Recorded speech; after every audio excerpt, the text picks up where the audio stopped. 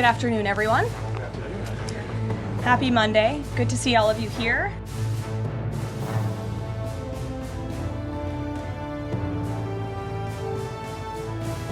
The president will be making a major announcement.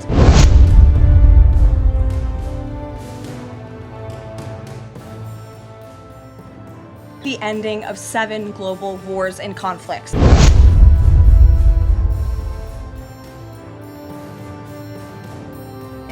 And on Friday, the president will travel to Long Island for the Ryder Cup golf match between the United States and Europe.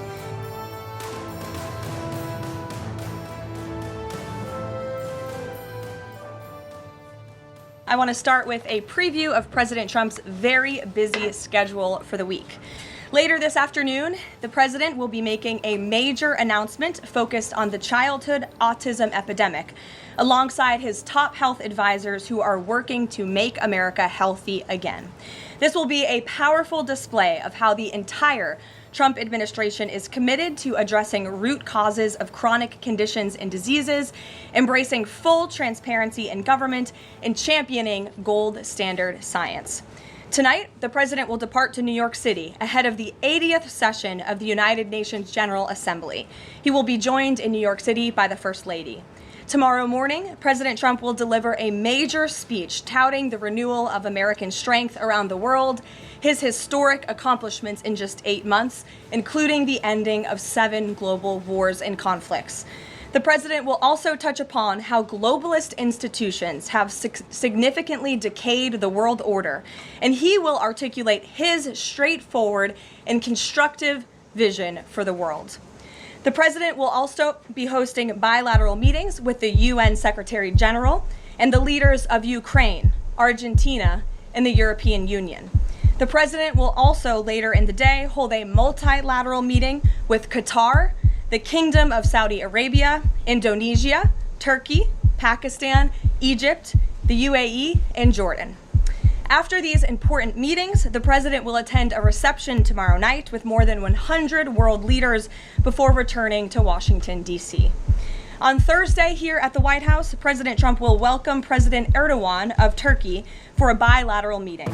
And on Friday, the president will travel to Long Island for the Ryder Cup golf match between the United States and Europe. This event is one of the greatest sporting events in the world, and it would not be taking place this year without President Trump's help. President Trump signed an executive order last week preventing a strike that would have crippled the New York City area ahead of the tournament, and at the request of the 5 labor unions who all represent workers on the Long Island Railroad. One of the greatest golfers in the world, Bryson DeChambeau, praised the president's critical intervention, saying, quote, "When the possibility of a strike threatened to disrupt transportation and attendance, President Trump stepped up and took the action needed to protect this world-class competition." Thanks to President Trump's decisive leadership, the Ryder Cup experience will be everything fans and the golf community deserve. Again, that's a quote from the great golfer Bryson DeChambeau. Now let's all hope the American Ryder Cup team can take home the trophy. In other news, positive economic data continues to pour in. Brand new polling shows that Americans' faith in the economy and the direction of the nation is back on track and shooting even higher. Home ownership is more affordable, with mortgage rates dropping to a 3-year low.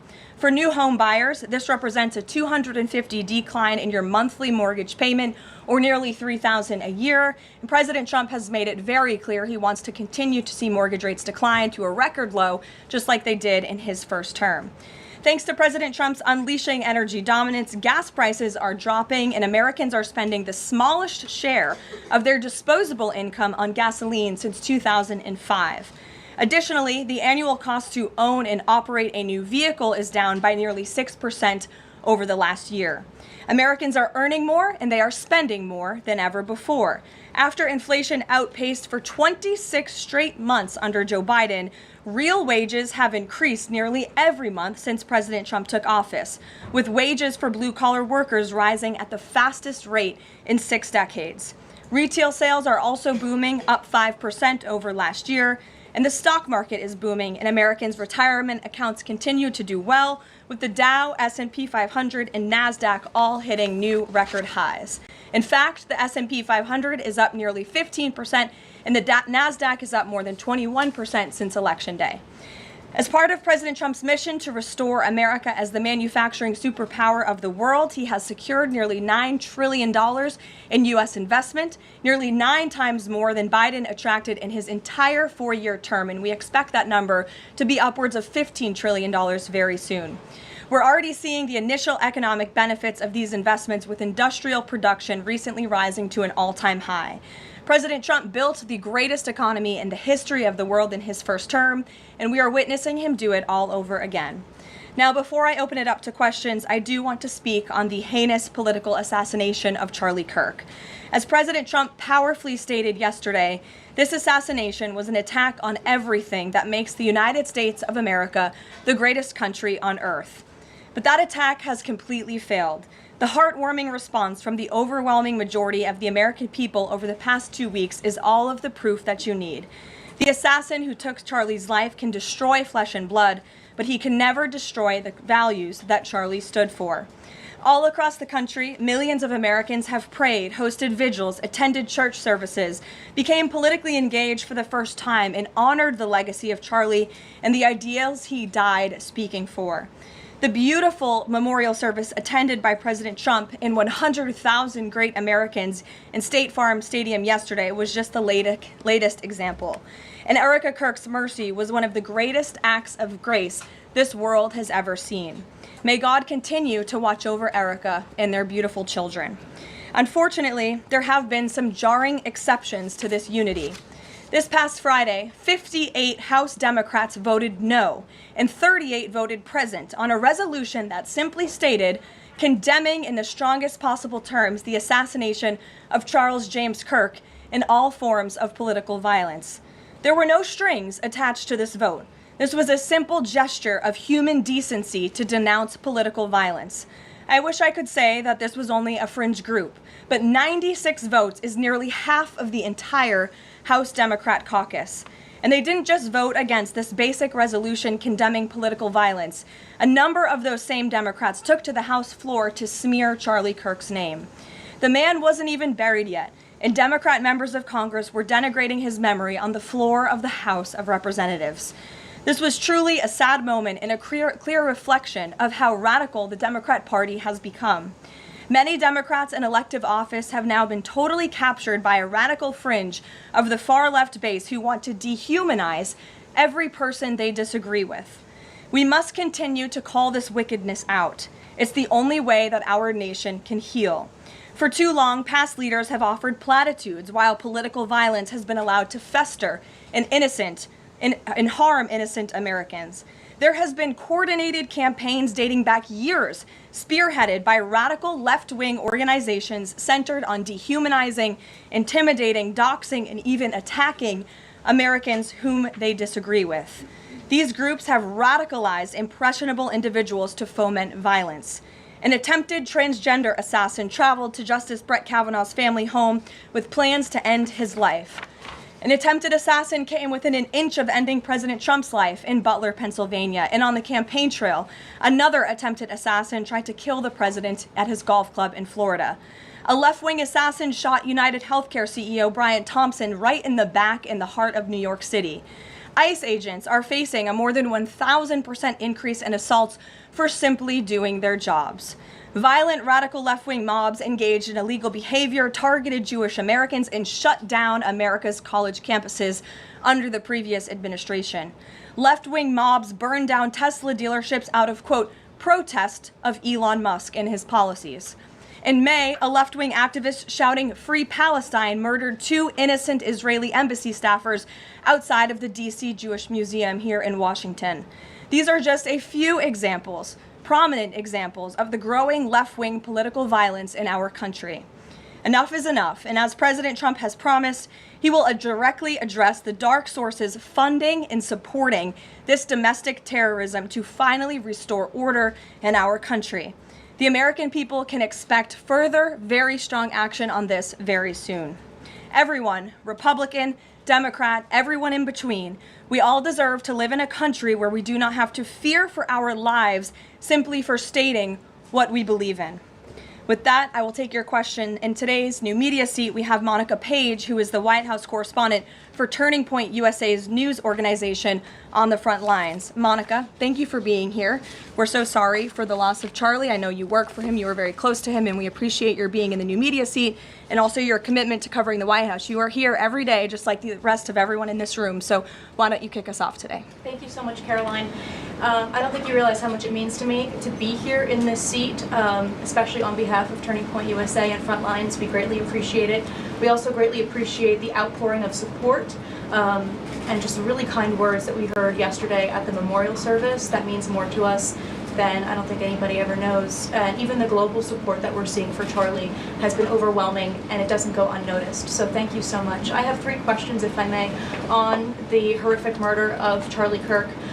Government and local officials said that Antifa inscriptions were engraved in these bullet casings that killed Charlie Kirk. It appears to be a trend, especially after what we saw in the Annunciation church shooting, Catholic church shooting. Additionally, Stephen Miller recently commented on the rise in this kind of violence, saying there is a domestic terrorist movement growing in this country. The president is designating Antifa as a domestic terrorist organization. I'm wondering, what is the approach to holding these people accountable, just to ensure that violence like this just is eradicated moving forward? Sure. Well, Antifa is going to be designated a domestic terrorist organization. The president intends to sign that executive order very soon as it's drafted, as soon as today, later this afternoon. And this is something the president campaigned on, because we have seen a rise in violence perpetuated by Antifa radical people across this country who subscribe to this group. And unfortunately, it's gone widely uncovered by many in the legacy media. It also went completely ignored by the previous administration. Not anymore. Not only, as you mentioned, were the bullet casings subscribed with Antifa mottos, if you will, in the heinous assassination of Charlie, but there have also been more examples than I could read off for you here in this briefing room today of violence from Antifa. I will just read a few. In July 2025, several members of an Antifa cell ambushed and opened fire on officers at an ICE facility in Alvarado, Texas, shooting one officer in the neck. Also in July 2025, 3 Antifa members were charged with assaulting a police officer during a violent riot outside an ICE facility in Portland, which for weeks prior had been under siege from the local Antifa terror cell. In February 2024, a transgender Antifa terrorist detonated an explosive device outside of the office of the Republican Attorney General of Alabama. In July 2023, Antifa members linked to abortionist group Jane's Revenge firebombed pro-life facilities and vandalized churches.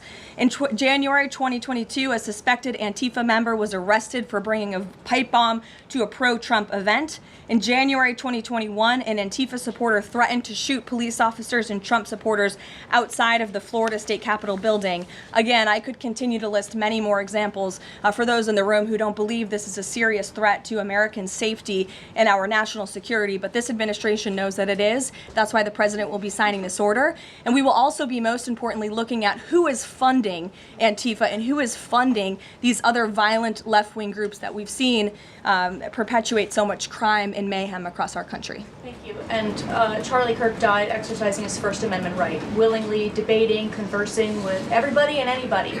That was what he did. So what message does this White House have now to all Americans who feel like they are too afraid to express their beliefs, their values, their morals in the wake of such horrific violence? I think the president has answered this, and I will leave it to his response, Monica, where he so beautifully said, we have to keep fighting. We have to keep speaking up. We have to keep speaking our mind.